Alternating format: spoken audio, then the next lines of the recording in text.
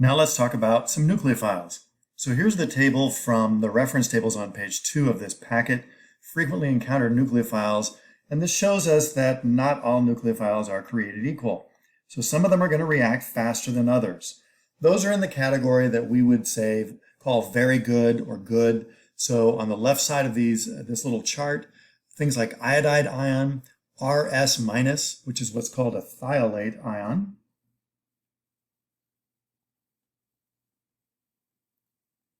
So a thiolate ion is the conjugate base of a thiol, which would be RSH, which is the sulfur version of an alcohol.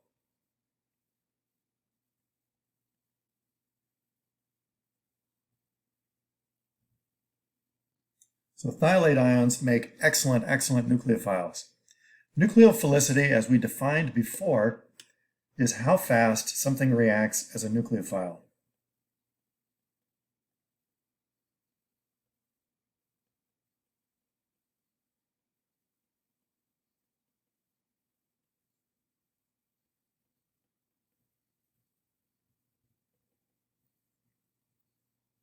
So as you look at the table, what you might notice is that these things have different qualities. For example, in the good category, you have a bromide ion, which is a weak base, and a hydroxide ion, which is a strong base.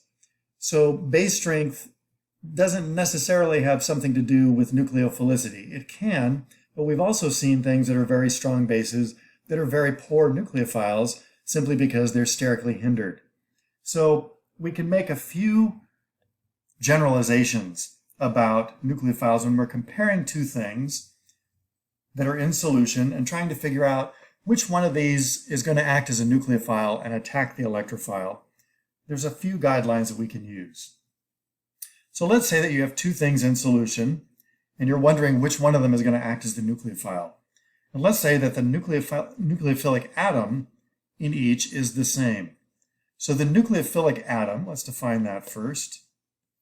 This is the one that's going to attack the electrophile.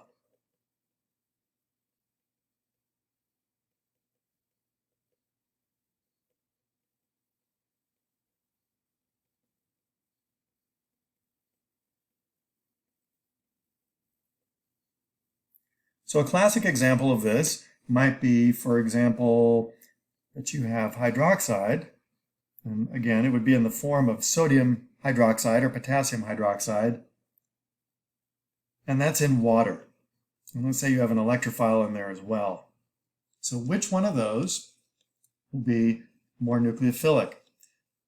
The nucleophilic atom, the one that has the lone pairs in each, is oxygen. Now up here, if we go up to the table, we can see is hydroxide is in the good category, but water is in the weak category. Now the generalization that we can make here is that if the nucleophilic atom is the same, the thing that's more strongly basic is the better nucleophile. We know hydroxide is a strong base, and we also know that water is a weak base. So hydroxide is going to be the better nucleophile. It's going to react faster with the electrophile.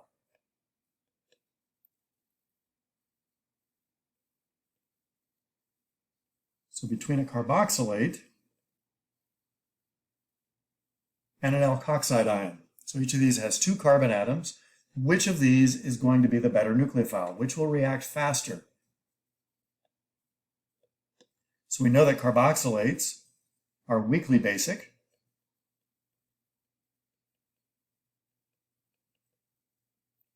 whereas alkoxide ions are strongly basic. Because the nucleophilic atom is the same in each case, the more strongly basic species is going to be the more nucleophilic, and that would be the alkoxide ion.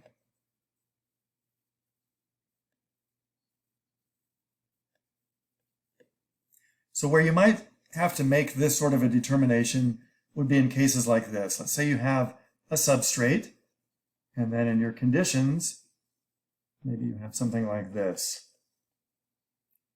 or a substrate with something like this.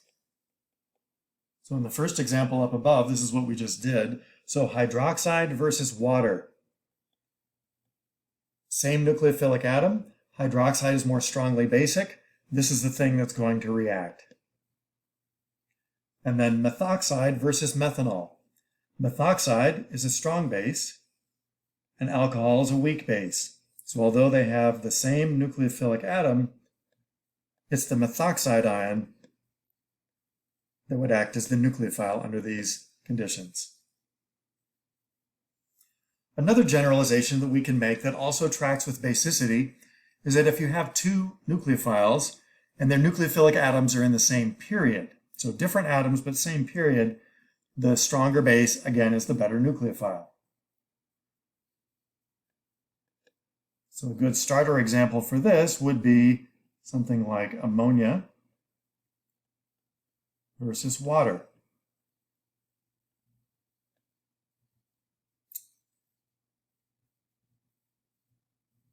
So the nucleophilic atoms are nitrogen and oxygen respectively. We know from our studies of acids and bases and trends across the periodic table that nitrogen is more strongly basic because it doesn't hold its electrons as closely as oxygen does, because nitrogen is less electronegative than oxygen. That means that ammonia is a better nucleophile than water. We can add in here that water is the weaker base. Now, all the comparisons we've made so far have been between two separate molecules, but that doesn't necessarily have to be the case. So let me show you an example where you have two nucleophilic atoms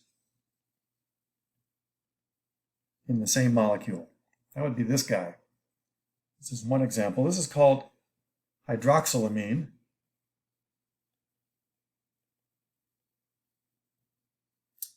And we have two nucleophilic atoms, the N and the O.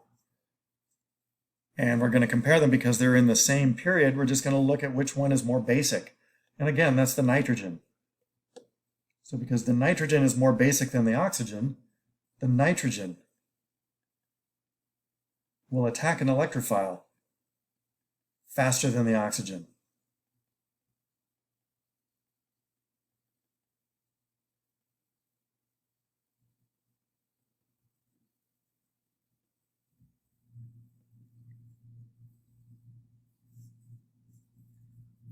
Okay, so the third comparison we can make. Let's say that the nucleophilic atoms are in the same group. Then their relative nucleophilicity is going to depend on various things. In part, it can depend on the solvent. So that gets into some arguments that are a little beyond what we need to do here. But in part, it can depend on polarizability, which is something that we looked at in acid-base chemistry. So for example, let's take, not a pink fluorine, let's take fluoride ion.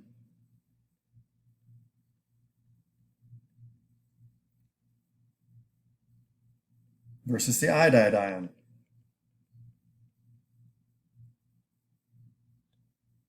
So remember what we saw before, is that the fluoride ion has a smaller ionic radius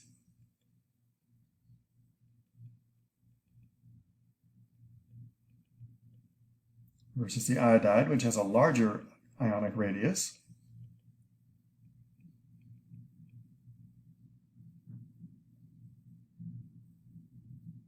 Fluoride ion has a higher charge density.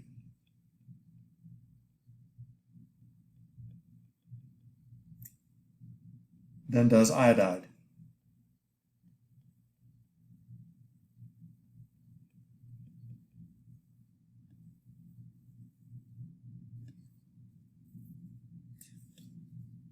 So what we would say about this is that the iodide is more polarizable.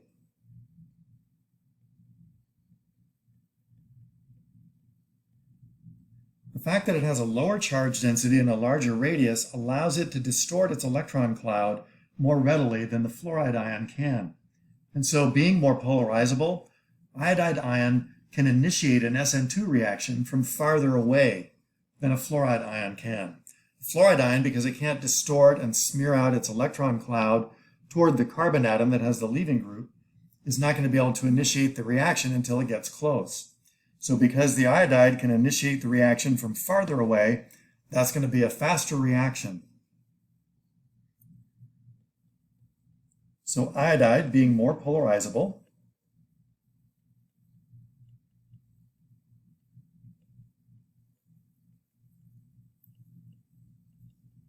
can initiate the SN2 reaction. So the attack on carbon from farther away than fluoride ion.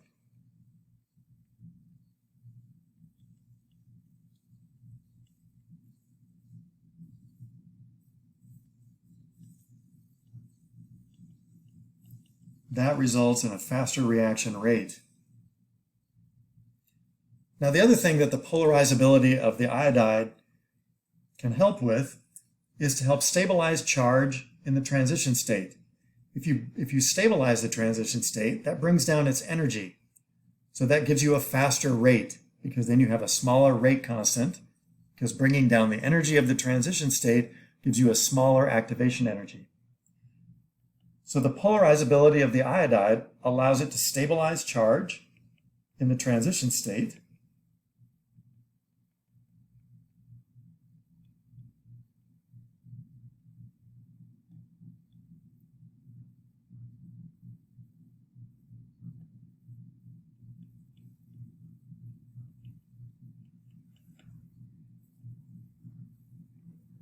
which lowers the activation energy and increases the rate.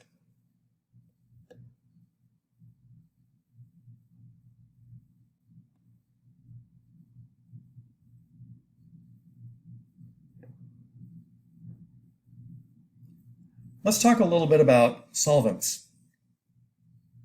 So the first question is, why do we need a solvent? Let's say, why would we need a solvent?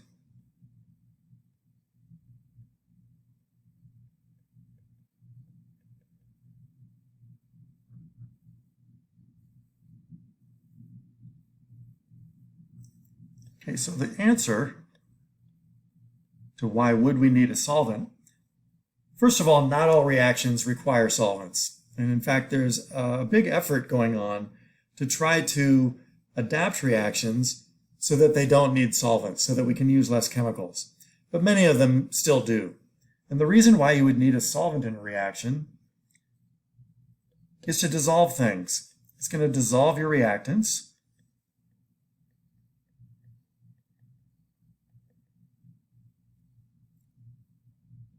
Which then become solutes in your solvent. And the reason you want to dissolve them is so that they can interact and find each other, so they can collide.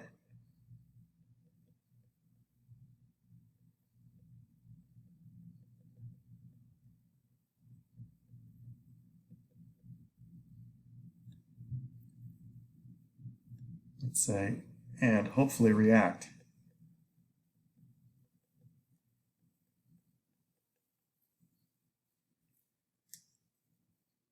All right, so we're going to look at a number of different solvent types. This term here, solvation. Solvation is a catch-all term that describes the intermolecular forces that are present between solvent molecules and solute molecules. Now, your solute molecules are going to be everything that you have dissolved in there. So that's going to be nucleophiles, electrophiles, acids, and bases. In other words, everything. But it's important to remember that what we're looking at when we think about the solutes are the players in the reaction. Okay, so solvent types. First of all, we can make a broad division, a binary division, and divide solvents into two groups, polar and nonpolar. We'll start with nonpolar solvents. So those are going to include nonpolar molecules like benzene,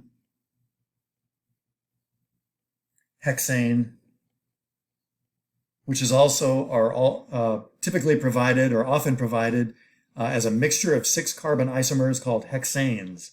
So you might see that as well. So nonpolar solvents are used. There's many, many more that I'm not putting down here because we're not going to run across them that much in this section of material. What we're going to be more likely to see are polar solvents. And polar solvents we can further divide into 2 groups. First of all, you can have things called polar protic solvents. Polar protic solvents can be hydrogen bond donors. That's what makes something protic. We're going to go into what that means in a minute. Or polar aprotic solvents. Those cannot be hydrogen bond donors. Okay, so first of all, let's understand what's meant by a hydrogen bond and why something can be or can't be a hydrogen bond donor. So here's a picture that we can draw some hydrogen bonds on. And the classic example of hydrogen bonding that you learned about in general chemistry was probably the hydrogen bonding between 2 water molecules. So, in the structure of the water molecule, remember that there are dipoles in the OH bonds such that the oxygen has partial negative charge and the hydrogens have partial positive charge, again, by virtue of the difference in electronegativity between O and H. So what can happen is that an H attached to one of the O's in water can form a weak attraction with a lone pair on an oxygen in another water molecule. So for the purposes of the hydrogen bond that I just highlighted, this molecule, which is supplying the hydrogen, is the hydrogen bond donor.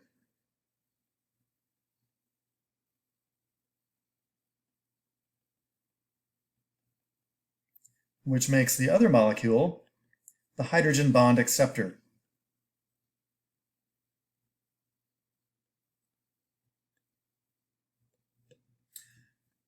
Now, just to review some ideas about hydrogen bonding in general.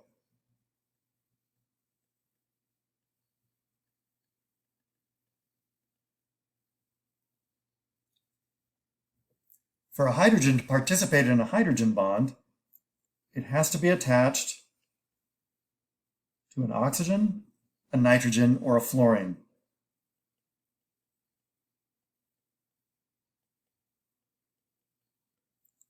So one of those particularly electronegative elements. Also remember, which you might have heard in general chemistry, that hydrogen bonding is one of the strongest intermolecular forces between neutral molecules.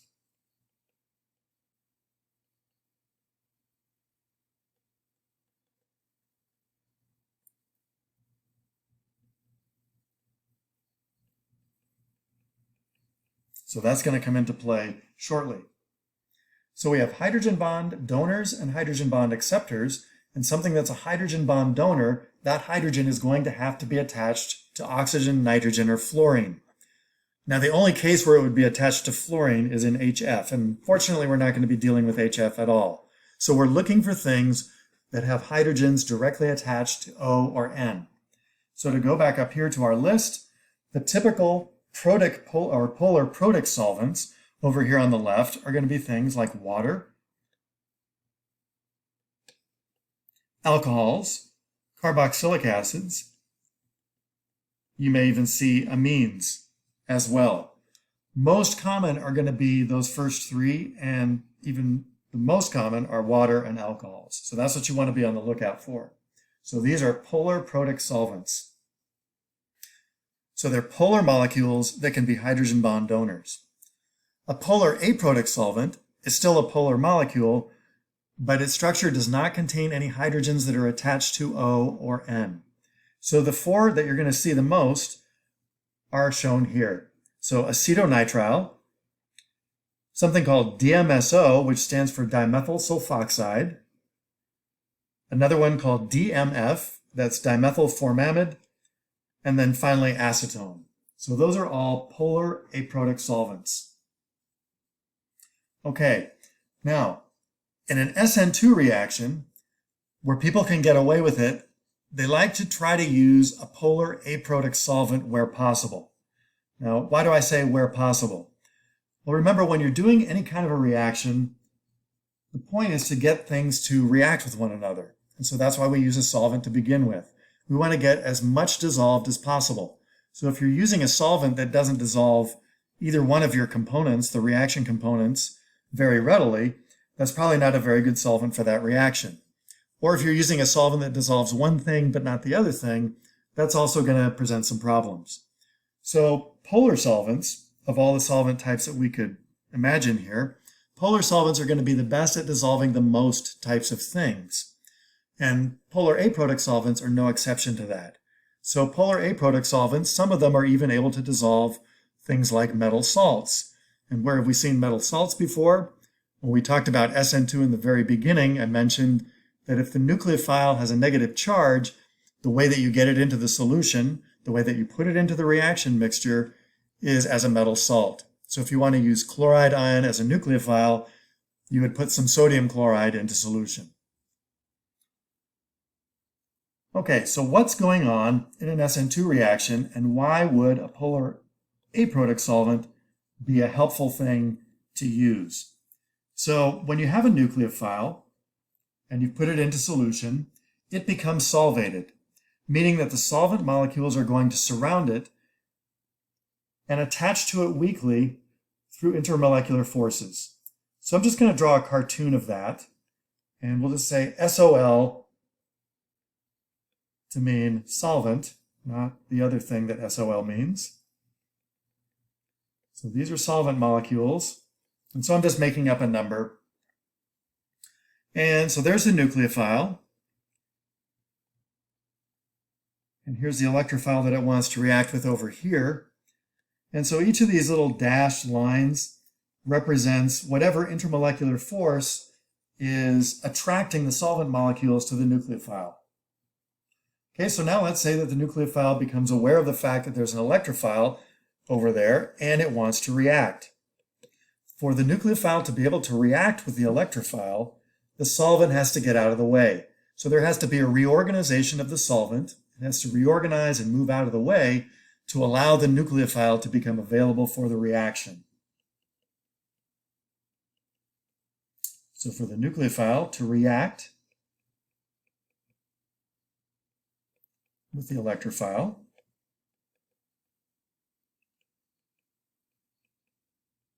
the solvent has to get out of the way.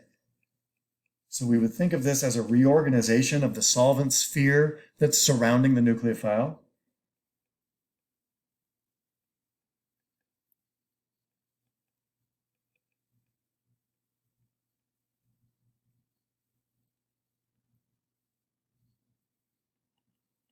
So this will make the nucleophile more available to react.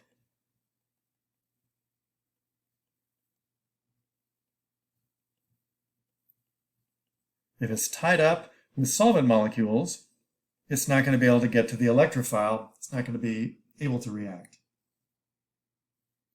Okay, now, with that in hand, let's think of some other ideas. First of all, a nucleophile can act as a hydrogen bond acceptor.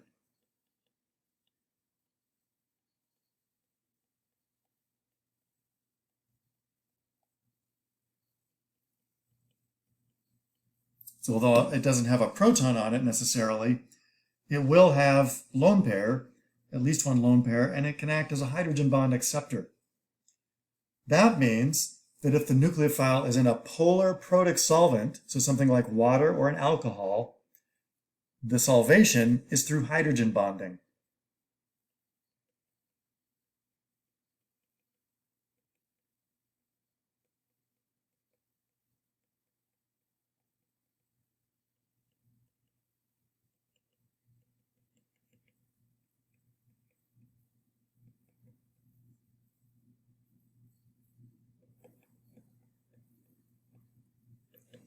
So there's hydrogen bonding going on here.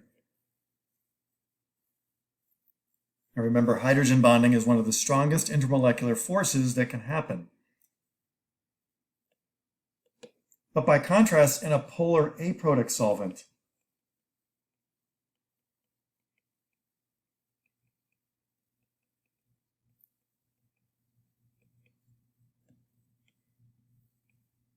In a polar aprotic solvent, there is no hydrogen bonding between the nucleophile and the solvent.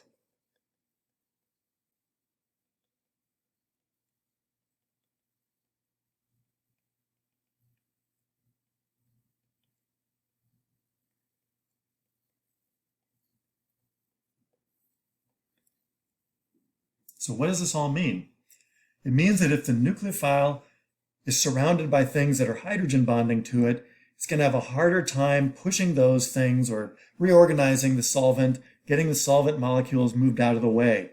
The reason for this is that each of these intermolecular forces shown up above in this diagram has to be disrupted. So we have to put energy into the system to get the solvent to reorganize, and that part of that reorganization includes disrupting the attractions between the solvent molecules and the nucleophile. Because hydrogen bonding is so strong, that's going to require more energy, and that's going to contribute to a higher activation energy and a slower rate of reaction. So by contrast, using a polar aprotic solvent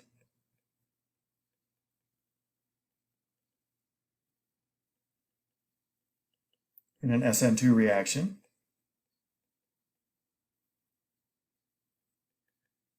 is going to speed up the rate of reaction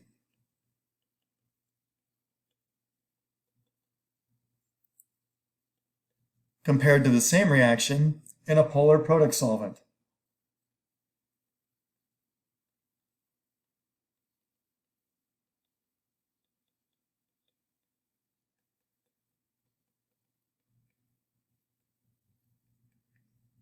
So what does this mean?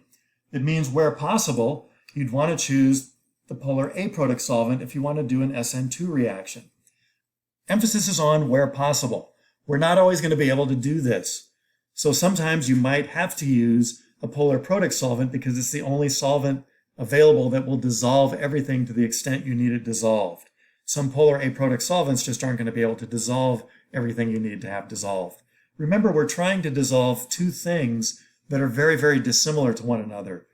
The nucleophile, which is typically present as an ionic compound, a metal salt, so that's going to have certain properties, and the electrophile, which is going to be an organic molecule that's very much unlike a salt.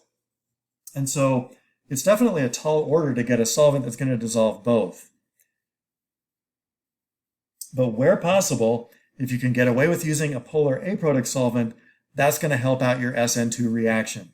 Now, does that mean that if you see a set of conditions and there's a polar protic solvent in there, that no SN2 will happen? It does not mean that at all. So yes, SN2 reactions can happen in both polar protic and polar aprotic solvents. It's just that they're going to be faster in the aprotic solvents. This is also can be potentially another clue when you're looking at a set of reaction conditions. If you see one of those 4 polar aprotic solvents being used, that's a pretty good indication that they want you to be thinking along the lines of SN2.